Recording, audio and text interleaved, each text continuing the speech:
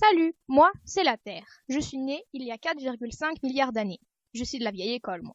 J'ai connu pas mal de choses. Pluie d'astéroïdes, volcans, période glaciaire. C'était plutôt douloureux. Et puis un jour, il y a 2,5 milliards d'années, la vie est apparue avec de petites cellules. C'était génial. J'avais enfin de la compagnie. Parfois, avec de nouveaux astéroïdes et d'autres périodes glaciaires, on n'est pas passé loin de l'extinction. Les cellules ont évolué et, il y a 7 millions d'années, sont apparus les humains. Ils découvrent plein de choses. Et même si des fois, ça fait un peu mal, ce n'est pas trop grave. Ils ne sont pas là depuis longtemps. Laissez-moi vous parler d'eux.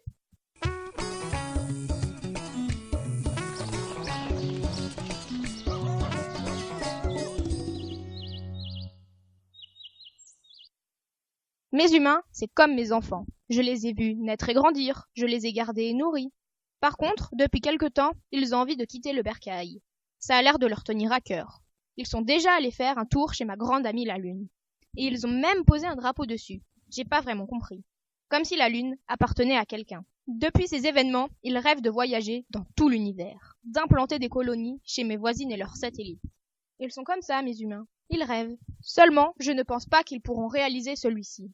Le problème, c'est que, pour qu'ils atteignent ce but, ils doivent arriver à développer de nouvelles technologies pour emmener beaucoup plus d'équipements loin de mon champ d'attraction. C'est le seul problème, car, comme le dit l'humain Robert Heinlein, quand on est en orbite, on est à mi-chemin de partout ailleurs. Du coup, il suffirait que les humains soient suffisamment motivés pour trouver comment sortir de la maison, et l'univers serait à leur portée. Par contre, il y a un hic. Mes humains, ils voient l'espace comme un défi à relever, comme une aire de jeu pour scientifiques, comme un monde qu'il faut découvrir de la même façon qu'un bébé sortant du berceau doit découvrir sa maison.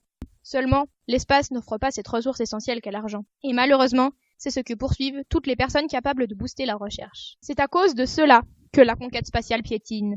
Toutes les premières fois faciles, comme marcher sur la Lune, ont déjà été réalisées.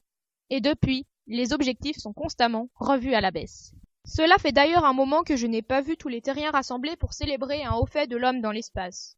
Tout le monde rêve de partir, de quitter leur bonne vieille terre, de voir ailleurs.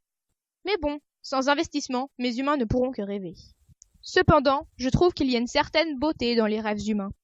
Tout le monde garde espoir, même s'ils savent qu'il ne se réalisera sans doute jamais. C'est peut-être ça qui les sauvera. Il y a parmi les humains riches des personnes qui dépensent leur argent à la conquête spatiale afin que l'univers soit à la portée de tous. Mais surtout à la portée des plus riches, si vous voulez mon avis. Par exemple, Orbital Technologies est en train de préparer le premier hôtel spatial du monde. Mais bon, il ne compte pas aller bien plus loin que le pas de la porte. Même mon plus proche voisin, Mars, est encore loin de rencontrer mes petits humains. Alors voilà, je suis le berceau de l'humanité, mais les humains ont encore beaucoup de chemin à parcourir avant de quitter le nid.